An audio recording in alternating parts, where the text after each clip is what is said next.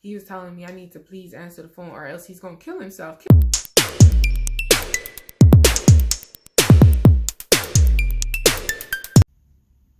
We're done.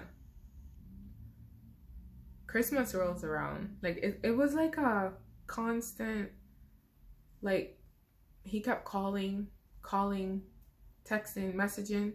But the thing is, in that moment, right, I should have, and hear me out, I should have reported him to the police.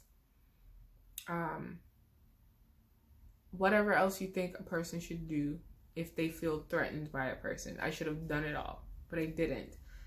But the initial period that it's about 2 weeks where I last saw him till I last had any contact with him was about 2 weeks, where he kept messaging me, calling me, leaving me messages, trying to talk to me, and I'm just like, yo, like, whatever, like, it's done, like, whatever. And I don't even think I said it was done. It was just like, I don't have nothing to say to you. That's what it was. Like, I have nothing to say to you. So that was 2017, November. So let's say Christmas passed after 2017, right? My cousin was getting married, and he got married in May 2018. Yeah, sounds about right. I did not speak to this young man. Shadow is his name. Duppy. Did not speak to him, anything like that, right? At this point, I still had my number. The number that I had that number for about 15 years. Same number, only number. So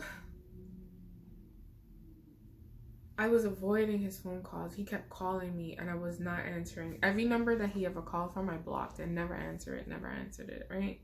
So one night, around my cousin's wedding, I was in Montreal and I got a phone call in my ear. I had my headpiece in, right? And it woke me up, but I thought the noise was loud and I was in the room with a bunch of people, so I answered the phone because I was sleeping, right? And he was like, oh, can we speak? I need to talk to you, whatever. I was like, what? Click, done, right? 2017, we were done. 2018, the whole of 2018, this man has called me from at least 20 different numbers, literally stalked me from 20 different numbers. He sent me emails, okay? He sent me Facebook messages from like 5 different accounts, right? Over the course of that year. I have yet to speak to him, nothing. My voicemail has a count of, I think, 25. You're able to leave 25 messages. And every day, he left me 25 messages, okay? For a year. The man stalked me. I went to the police station because I'm just like, to me, I felt like he was amping up. Like, you know, his what's the word? His desperation was heavy because the messages kept escalating, right? What he was saying, the things that he was texting, like in a couple of the messages, he was telling me I need to please answer the phone or else he's gonna kill himself. Kill yourself, child. Sorry. I can't help you.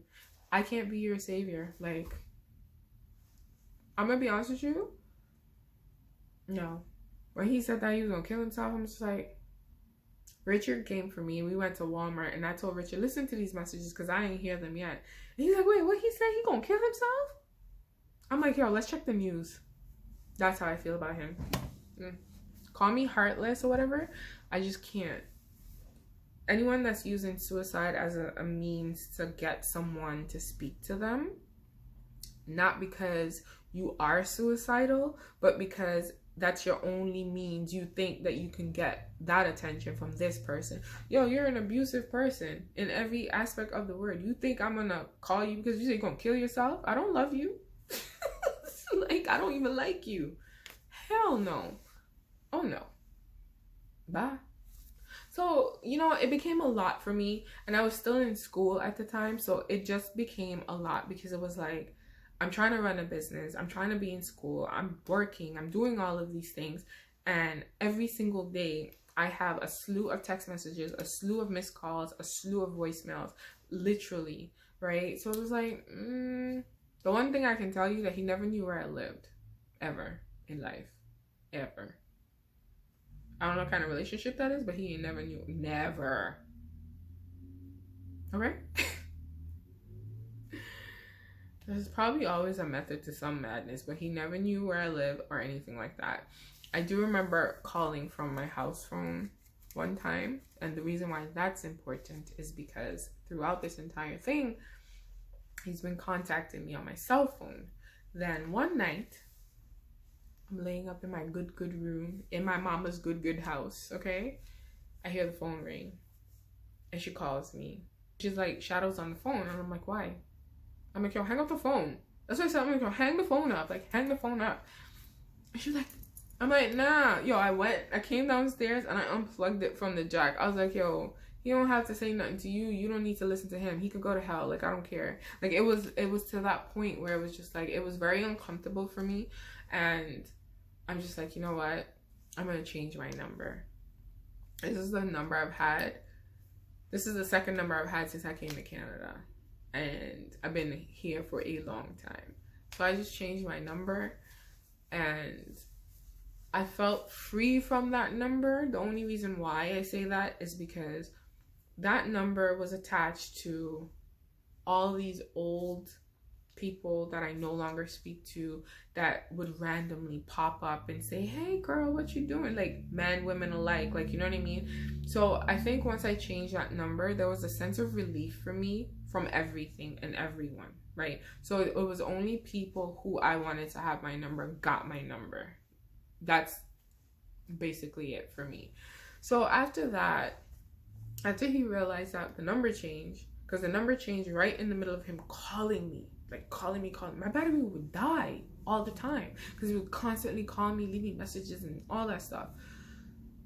In the midst of all of that, me doing that, this man starts sending messages on Facebook randomly, creating different accounts. I'm just like, yo, so I go to the police station now. I'm like, yo, listen, this is the situation that I have and this is the problem. And they basically told me that they couldn't do anything because they're like, it's kind of like a he said, she said. And it's like, if you don't fear for your life presently and currently, there's nothing we can do. But I'm like, but I'm coming here telling you this is what's happening. So it came down to that point. He was a bona fide stalker, straight up stalker. He was garbage from the get-go. He is still garbage today.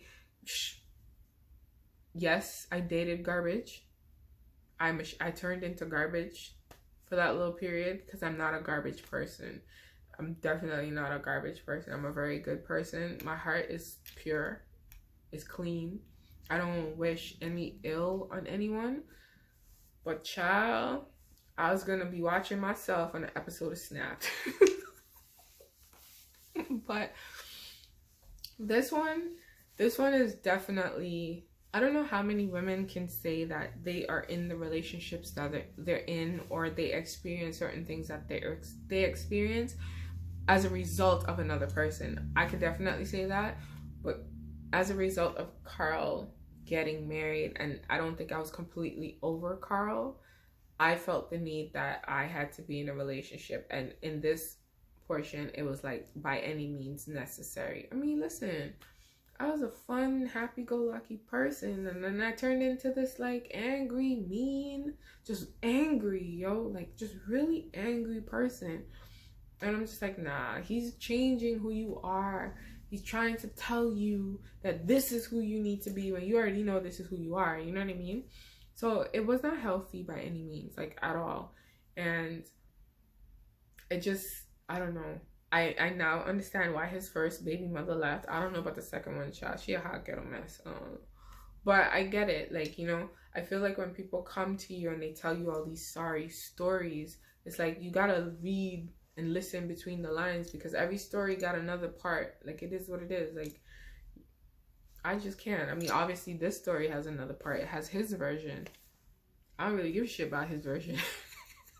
Like, I really don't. You know what I mean? Everybody wants to present the best face that they possibly can. But sometimes when you look in the mirror, you might see an empty shell. That might be what you see. Or you might see a monster. You might not be a monster to you, but you might be a monster to someone else. Like, you get what I'm saying? Like, for me, example, I might not be this happy person with you, but I am with someone else.